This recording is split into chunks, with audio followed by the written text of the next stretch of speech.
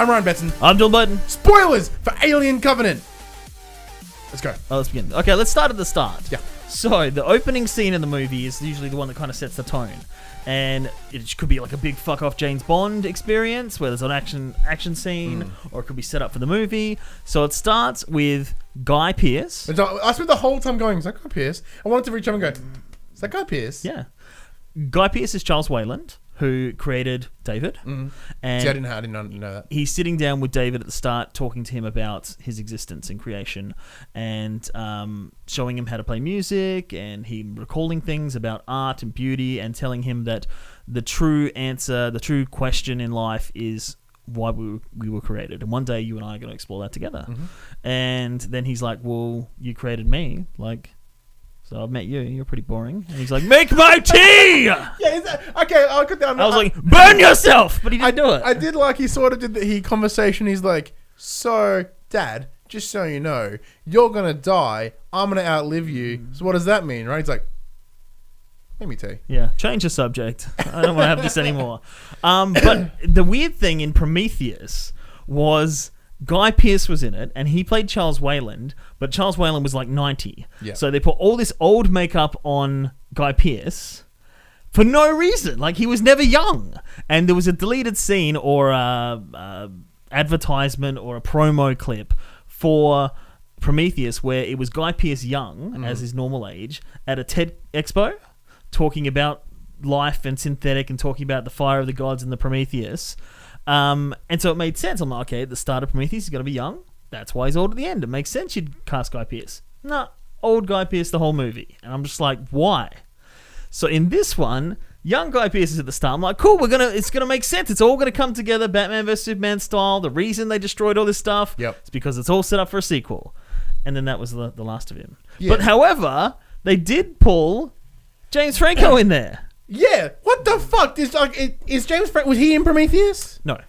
So, again, I'm glad I watched these. I didn't want to watch these things because there could be spoilers for the movie, but there's two short clips that are on viral videos on the internet. Yeah. One is called The Last Supper, and that introduces... It's the photo of them all sitting there, yeah? Like, at the end of the clip, they take the photo, and they're all sitting down and talking and having their last dinner before they go into hypersleep. Yeah. And it's got James Franco there, and he's sick for some reason. He's got a cut. I'm like, holy crap, James Franco's in this. And he's like, oh, I'm feeling a bit sick. I'm just going to go hypersleep early. See you later, guys. Have fun. Goes to bed.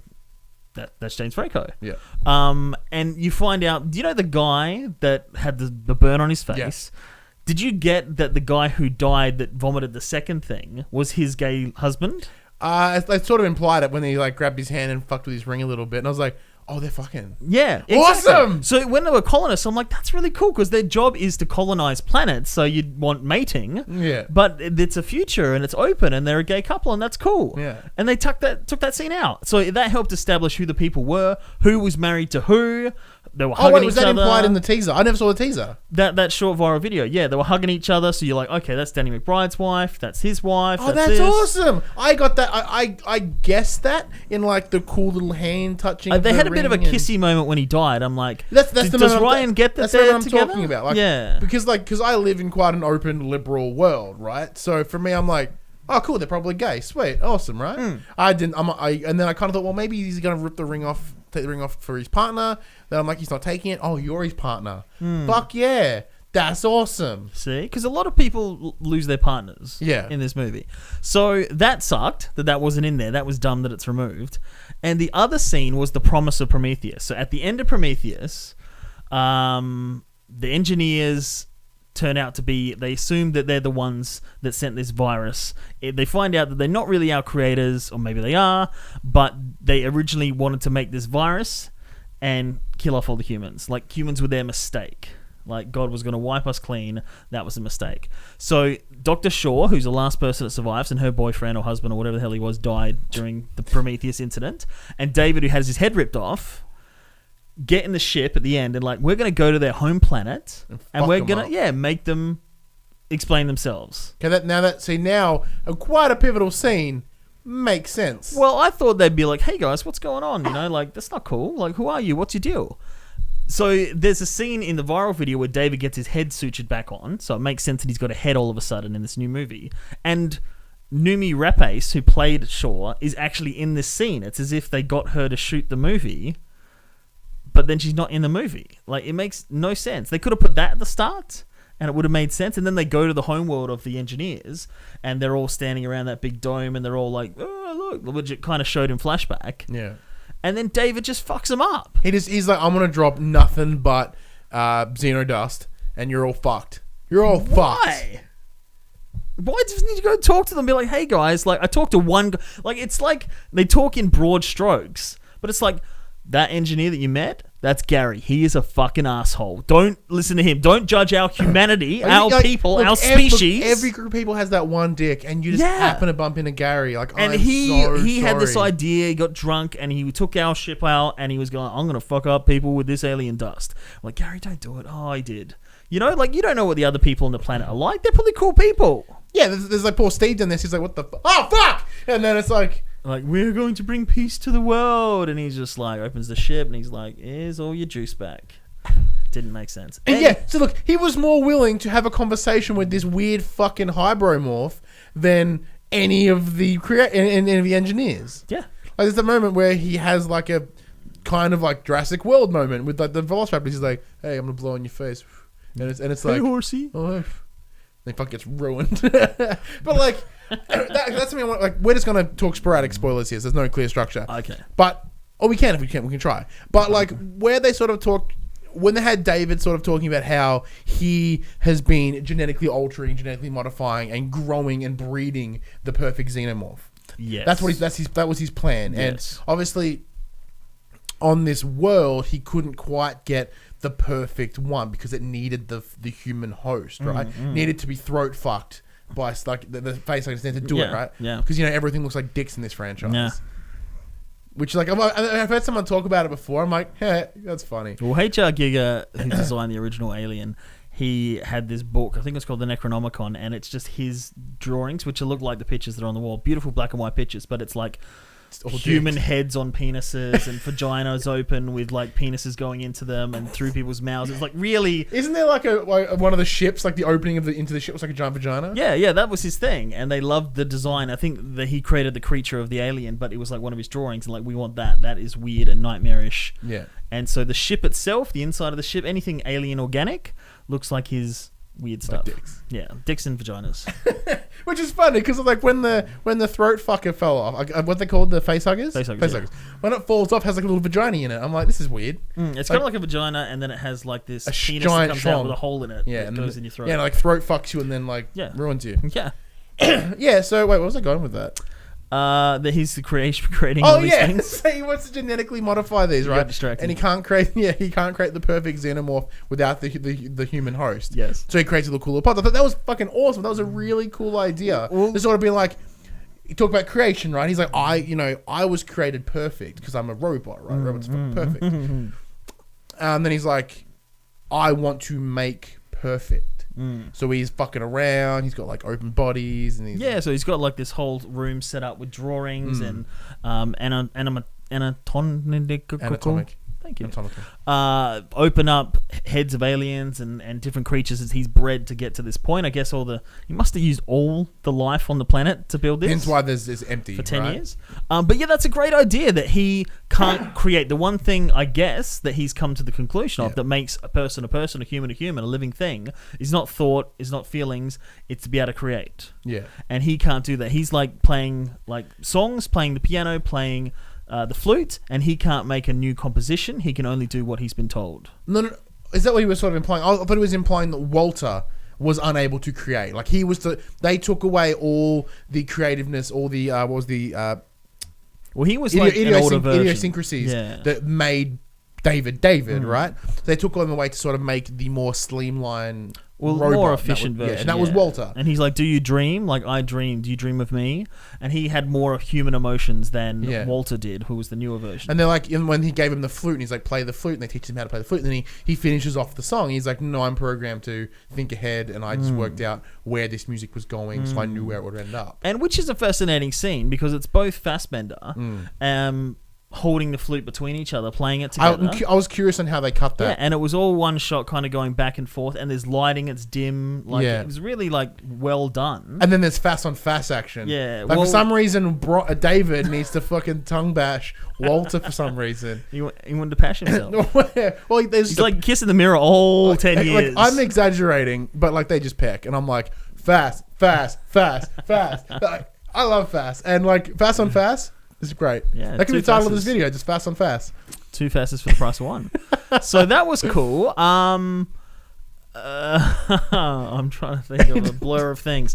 The people kind of acted dumb. Like communication is key in anything you do. Yeah. So you're kind of like the ship.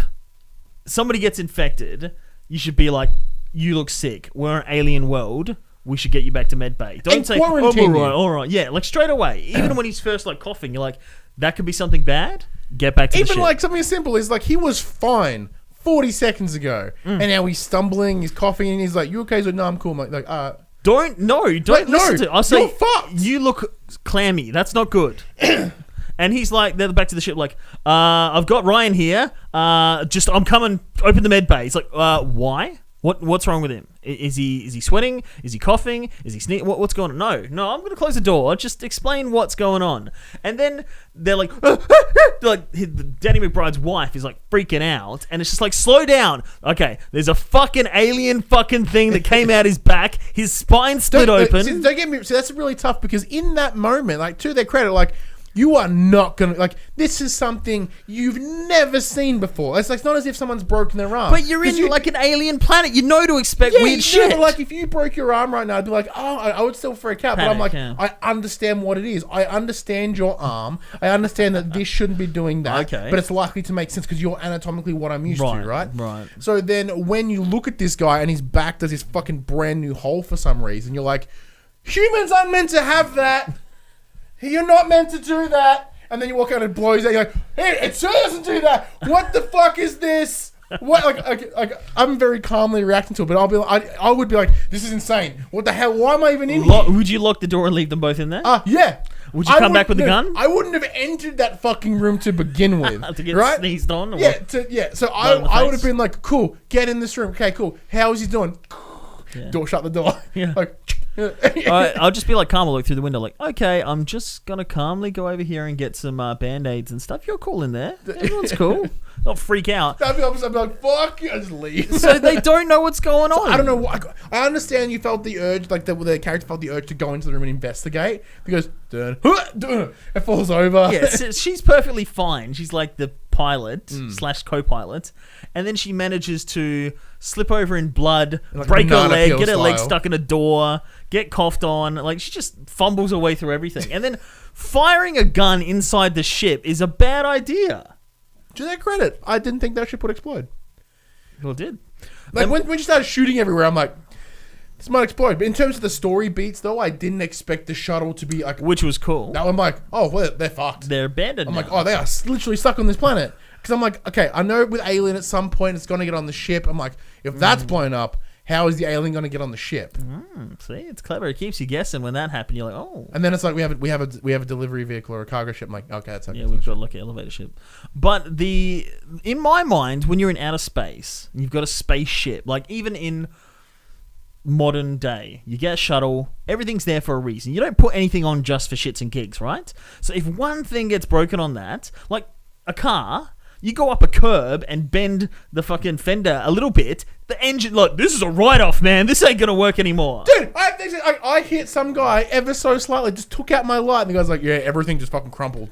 Yeah. Like, everything. We can't salvage this. But in movies, when there's space stations and spaceships, they're like, we're going to go into secondary power or third power. And shit's like snapped off, blown away, still working. Yeah, like airlocks. The entire solar flare shit, right? Got ruined by this fucking sonic boom. Obliterated. Yeah. You'd assume obliterated the solar thing. 7 years is over, man. We're fucked. What are we going to do? And like the worst thing is that like the solar flares being all effed and they're like, oh, we got this. And then just walk out and just cable it back on. Reel it back in.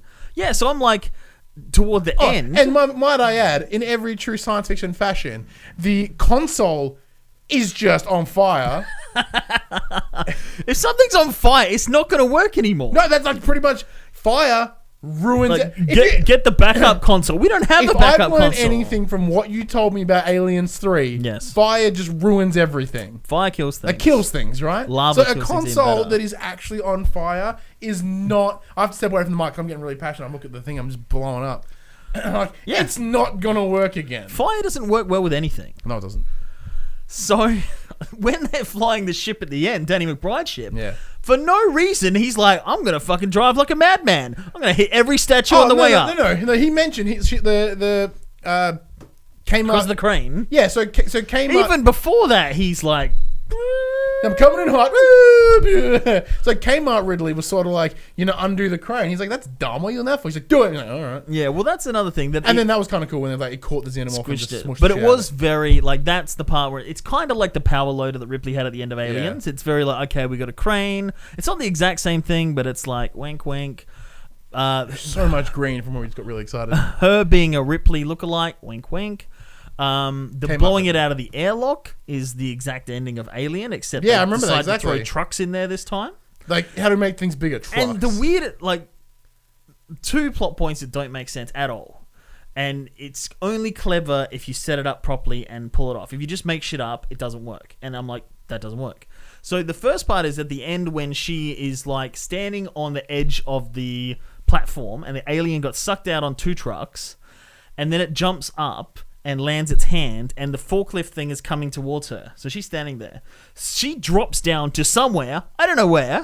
The truck hits the alien, flies off, and then she's like, Danny looks like, yo, where are you at, girl? And she's like, I'm here, can I get a hand? What are you standing on? Where are you Is there right a second part of platform? You didn't establish that there's more platform. now? Like, because the shuttle, as far as I know, the hatch went up and down. It's Star Trek Dord style. It was like... Yeah.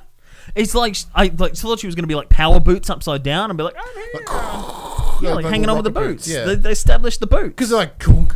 Yeah. Like, okay, clearly these are magnetic. Magnetic, yeah. So, like, when the airlock goes off, you're not going to be ripped out of the door. So one shot could have established, okay, there's a little bit more platform. I get it. But it didn't. So I assume there's a platform, but I shouldn't have to do Yeah. that. Second thing is the thing that I can't remember. Yes. So David and Walter decide to have a kung fu fight. Yeah, what? Which felt unnecessary. It could have been like, I know karate. He's like, well, I know Show me. judo. And they kind of one up each other on like their fighting styles, but no, they're throwing each other, doing a bit of karate. And David is like on the ground, and Walter's laying into him. He's like, "You're going to be a slave to the humans. You're going to be." Are you going to serve in the line for me? This is the line of Little Nicky, right? So when he's like, do you want to serve in hell or wait, is it do you want to Rule serve in hell or do you want to serve in serve heaven? in heaven or rule in hell? And I'm like, I'm pretty sure I said that in Little Nicky once, right? It's probably a Bible quote. Probably. But anyway, so Solid movie. That Little he's Nicky. wailing into him. He's like, "Are you going to, do that?" Yeah. And then he grabs a knife. So you like assume that maybe David has cut his hand off and is faking and is being Walter. The whole time, like, spoilers, it's exactly what happened, right? Like, I'm watching and going, I bet you that's fucking the other guy. Let me add that he's also wearing like suspicious hoodie the whole movie. Walter is like, I want to have the most suspicious hoodie I can have. And he's always like walking around. And then fucking Robin Hood turns up. Anyway, we'll get that. Yeah. But okay, because this is a plot point for some reason, because the Kmart Ridley had like a nail, and then she jams that shit into That's what I'm saying. into his chin, right? So I spent the rest of that movie. I went the second that the faux Walter sort of like looked around, and like every time trying to look under his chin, I'm like, where's his chin? I hole? was, and she's stapling up his face, and I'm like waiting for, because she's holding his head. I thought, And I'm she'd like, go- she'd be like that. And then then he'd there's shank her. clear shots when he's like looking on the computer. He doesn't have that wound. Yeah. And he can't heal that shit up. So what the fuck? If you can't fix a wound on his cheek without a staple gun, You can't fix a hole in the bottom. random chin so hole. that's not clever. They didn't do it smart. They just changed it completely at the for the end, they're like- contrivance of the plot. They're like, hey, guess what? It's not that guy. We're like, oh, we know. That's dumb. Yeah, it's dumb. It's dumb. And what else is dumb is that the captain, because they never talk. Like, I hate when people don't talk about things. In Lost, they never really talk about things. You love that movie. You've got nothing else to do but fucking talk about shit. Yeah. You're stranded on this planet. You're sitting around. This fucking guy in a hood turns up and he's being all suspicious and shit. no one's like, Who are you? Where are we going? What was that? He's pretty much like follow him, and they're like, all right. Yeah, and then they get there, and he's like suspiciously goes in his house, and they follow him in, and then he dramatically gets to the table, starts talking, then takes his hood off, and it's like, who are you? How did you live here? Do you have food? Do you have water? Where are the toilets? Yeah, I thought the same thing. I'm like, wait, if all the animals like they're like, there's no animals here. I'm like, what are you gonna eat? Wheat. Oh, cool, we make flour. But then they sit around and like, I'm going to go get some air. It's like, you fucking stay where you are right now. We're not going anywhere. There's weird shit out there. You know it. It's like right there. Like you saw the little weird fucking white things, Yeah. like the little mini dinosaur things that just murdered a ton of dudes. Exactly. And you want to leave this room? And then only then does the captain go over after the girl gets her head ripped off by the alien. Yeah. And he's like, you're going to tell me what's going on with your, what is he, your ridiculous posture is going to get fucked up, your perfect posture.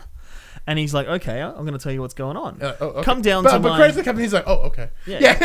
come down to my exposition room, where he takes him down to the cave, and like, he's like, have a look at this egg. Look inside. And it does. And he's like, no, that kind of looks exactly like that fucking thing out there that I shot that killed one of my crew members. It's all white and bulbous and slimy and shit. I'm not looking in there. But like, that's what I find really funny, right? Because it's like they walk up to the egg and thing opens. Like, me, I'd be like, nah, man. And he leans in further. Like, I'm curious.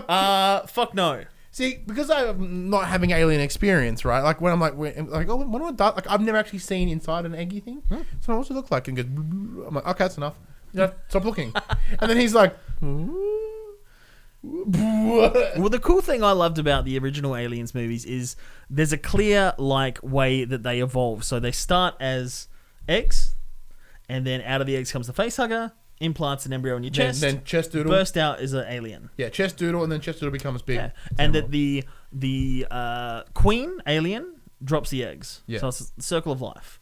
Then they established in Prometheus that there's these weird ass Spore. fucking like liquid, and there's like snake cobra aliens, and there's big tentacle aliens, and then they make aliens and people. And I'm like, okay. And in this one now it's fucking dust. Yeah, it's and then spores. they are back to the normal eggs. So apparently this is or this alteration of the xenomorph. Like I assume what Evil Fass created was. But this it kind of new- implies that he cut it with a plant. He kind of evolved the aliens to get to what they look like now through humans. Because if you breed an alien with a dog, it'll look more like a dog. If you breed it with a gorilla, it'll look more like a gorilla. Whatever it hybrids with, it takes its posture. Which is see that it sucks that we had to have these conversations for you to realize, oh cool, he's made the cool tentacle one. He could, he's helped create.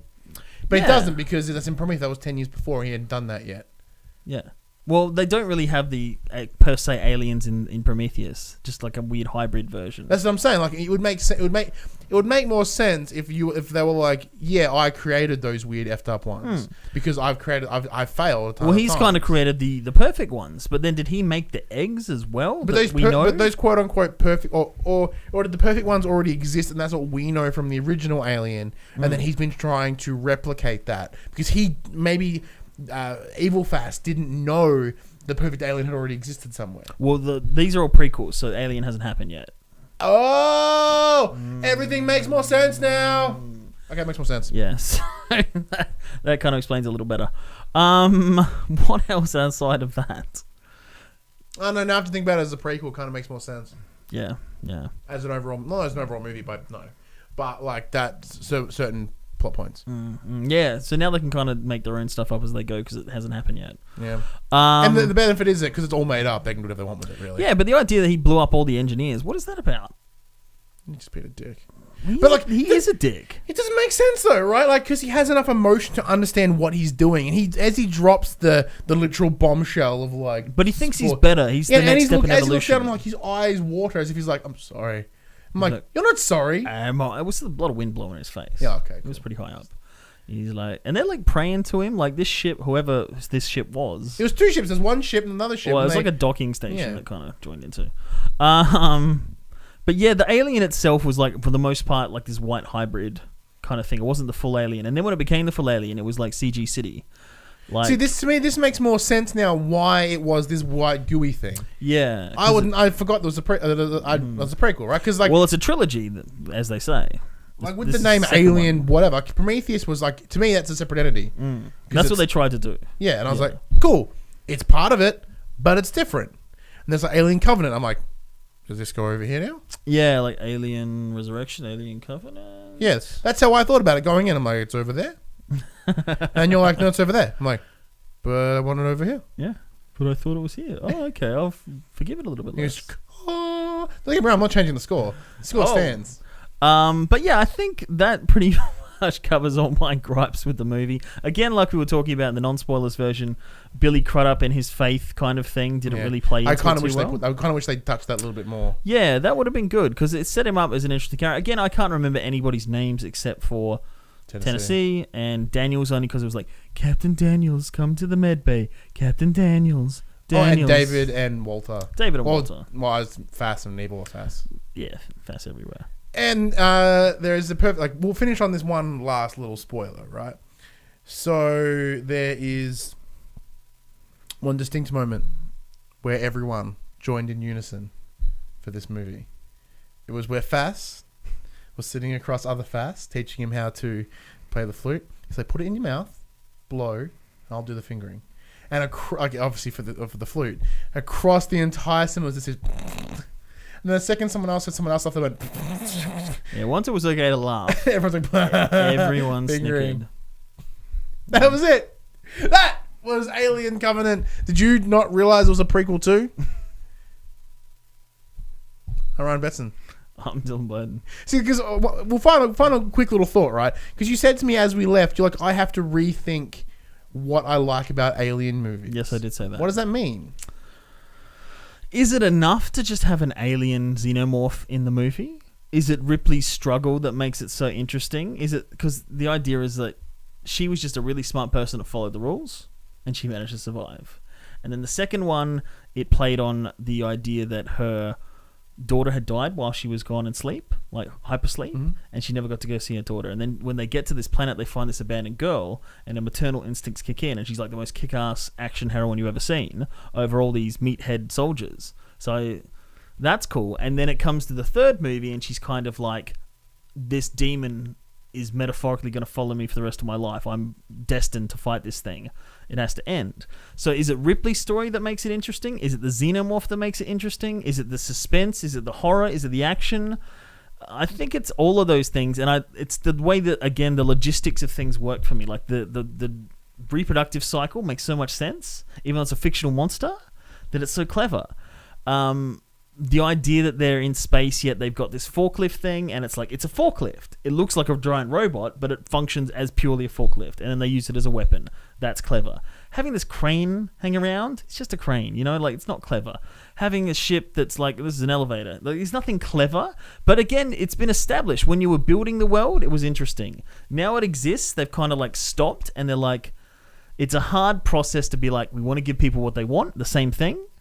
But if we try and take it in new directions and there's new things, people don't like it. Star Wars all over again. So it's reached that point where it's like, we can't do new things, we can't do old things, we're stuck. Well, it's the same thing that had the problem with Star Wars, right? Star Wars, like, literally, we'll quickly wrap this up, but like, Star Wars is the same thing, right? And they thought, well, George Lucas thought, well, what did everyone love about the original trilogy? Jedi. Lightsabers. Let's do none of those things. Let's just do nothing but lightsabers and fancy flips and shit, right? Everyone's like, nah. And then Force Awakens had the same boat, right? They're like, well, we need to give new, but also bring in the old. And that was what they did. Like TIE fighters, the Death Star, like grey walls with the white lights. Like everything is reminiscent of A New Hope because that's what you want, but we've put new shit in there. And like, that's where side conversation. I'm curious to see where they go with, you know, The Last Jedi, to see whether they kind of go, that's all the old, fuck that off. Let's go over But that's what Force Awakens meant. I think it was enough of the old to feel like, okay, this is Star Wars. This is JJ really must have sat down and thought, what makes Star Wars? It's this. It's hallways. It's TIE fighters. It's X-Wing fighters. It's Han Solo. It's adventure. It's swashbuckling.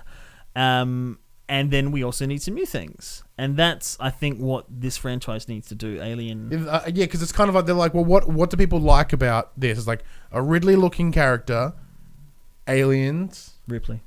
What'd I say? Ridley Scott. Oh, sorry. If people like Ridley Scott, apparently, Ripley, name's very similar, I assume on purpose. Maybe. Yeah, and aliens, right? Yeah. And like dicks. And cool peak characters. Oh, we've got to mention the fact that like two of them got messed up in a shower. Yeah, that was very horror movie. That's weird. There's never been nudity in the Alien franchise, and then Yeah, it's wow. First alien boo. nuded ups.